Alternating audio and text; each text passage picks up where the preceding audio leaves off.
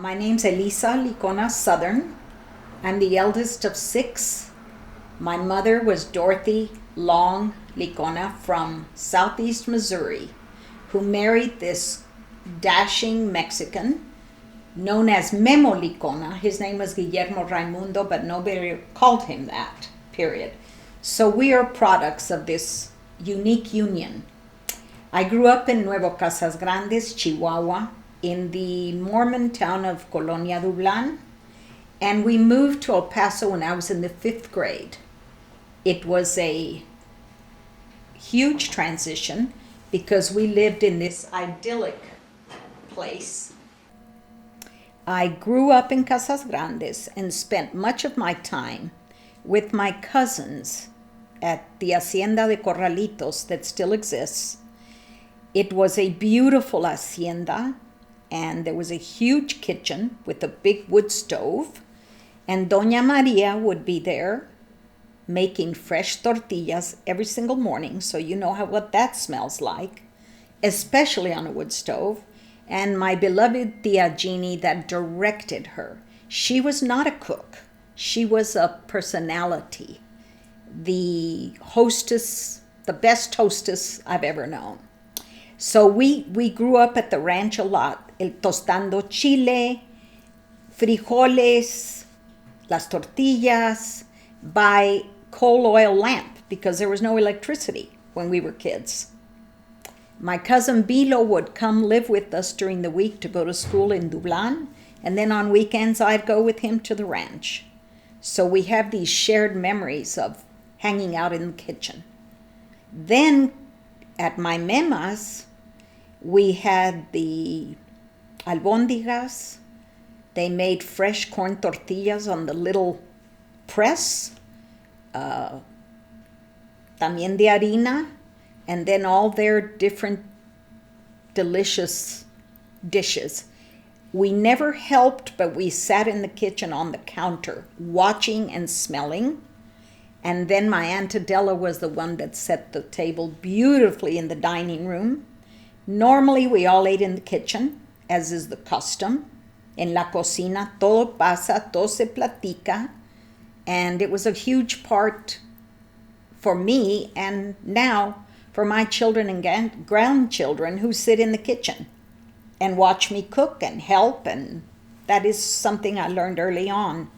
My mother was a delicious cook, but very basic foods.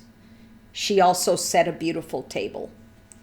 We stick to our traditional meals that we've learned from family more than anything.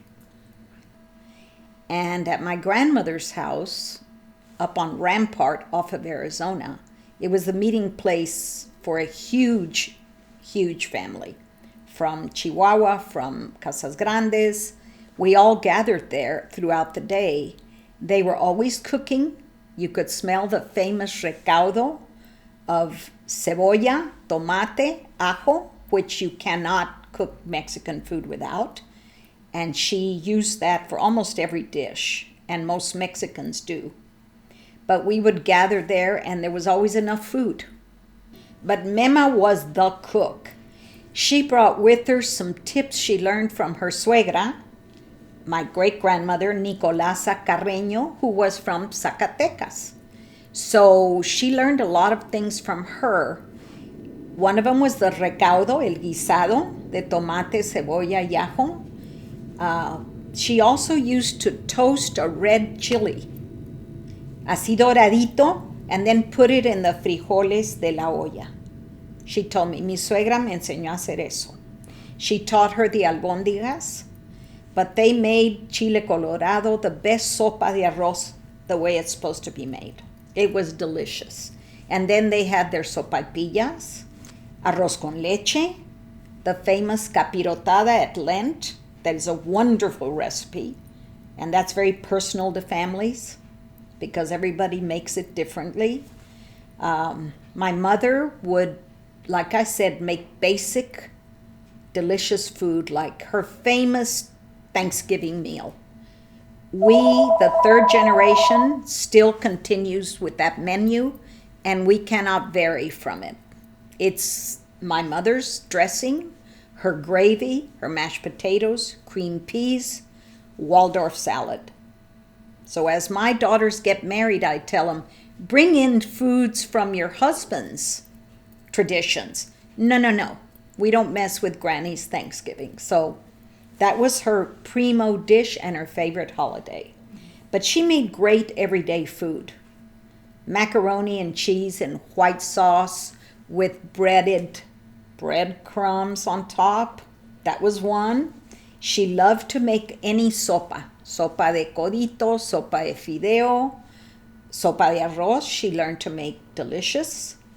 Not a lot of country food like you would think. I did learn red-eye gravy, which we made, from bacon or sausage drippings. She also loved breakfast. She was famous for her bacon because it was perfect.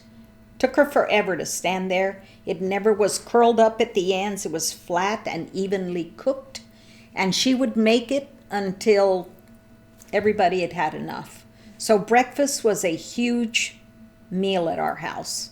And she made it with such cariño and deliberately. It just wasn't thrown together like I kind of make breakfast. It was delicious, and she took her time with it.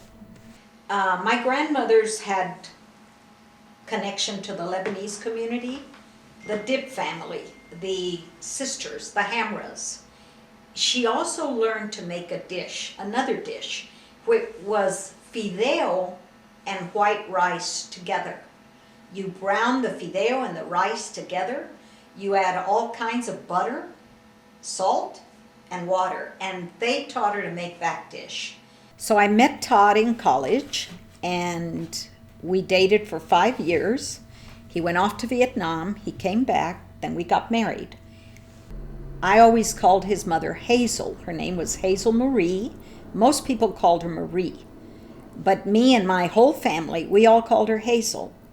She taught me a few things to make that I still make for Todd, and I call it comfort food. She also perfected the gravy with me and said, you got to let that get really brown. You're going to think it's burning, but it's not.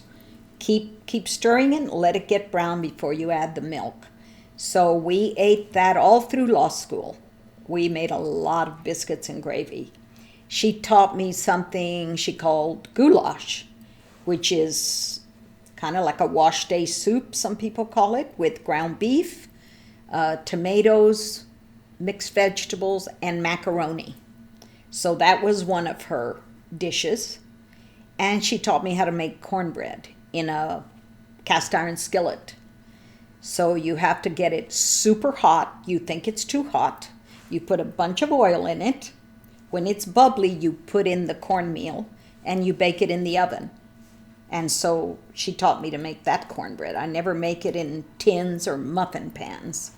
And then Woody's, Todd's dad, Woody, his famous, delicious barbecues that we all loved. He was good at steaks, hamburgers, baked potatoes, and that was what we ate when we visited with them. My kids definitely have favorite things to eat. Not that exciting, but one of their favorite dishes is called batuque, and it's ground beef, potatoes, and rice. No más. My mema learned to make that in South El Paso on St. Vrain Street when they first moved here from Casas Grandes after grandfather Wallace died, their father. And Mike Dip's grandmother taught her to make that, and it was a Lebanese dish. Maybe they had more spices. I'm not sure, but hers was very plain. It's like comfort. And my kids love that. They love my mother's macaroni with white sauce and the breadcrumbs. They love sopa. They love chile colorado. They love albóndigas. But we have those dishes around our chile con queso, rajas, made with the recaudo, Mennonite cheese, a little bit of cream, and the long green chile. Of course, they love that. But mainly I try to emphasize the ritual and ceremony of food also, not just the dish. One of the main things I've tried to teach them, and I talk about it every time we're together, is sobremesa. La sobremesa is as important as the food. That's when you talk, that's when you look each other in the eye, that's where you remember, and that's where you tell stories.